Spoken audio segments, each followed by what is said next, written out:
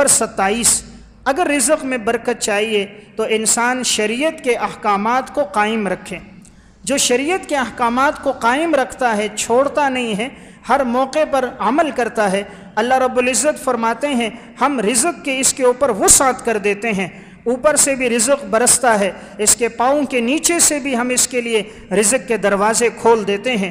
سورہ مائدہ میں ہے وَلَوْ أَنَّهُمْ أَقَامُوا التَّوْرَاةَ وَالْإِنْجِيلَ، اگر یہ لوگ تورات اور انجیل کو قائم رکھتے، وَمَا أُنزِلَ إِلَيْهِم مِّن رَّبِّهِمْ، اور اللہ کی طرف سے جو ان پر نازل کیا گیا، اگر یہ اس کو قائم رکھتے، لَأَكَلُوا مِن فَوْقِهِمْ وَمِن تَحْتِ أَرْجُلِهِمْ، تو یہ لوگ کھاتے اوپر سے بھی اور یہ کھاتے نیچے سے بھی۔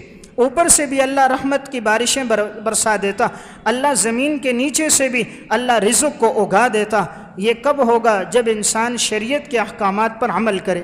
تو 27واں عمل شریعت کے احکامات پر عمل ہے، اس لیے انسان جس گھر میں شریعت کے احکامات پر عمل ہوتا ہے اس گھر میں برکت ہوتی ہے۔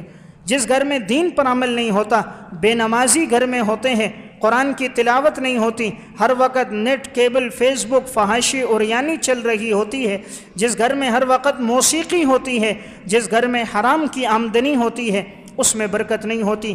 جہاں شریعت کے احکامات پر عمل ہوگا وہاں اللہ رزق میں وسعت دے گا۔ نمبر 28، اگر کوئی چاہے رزق میں برکت ہو، مہمان نوازی اختیار کرے۔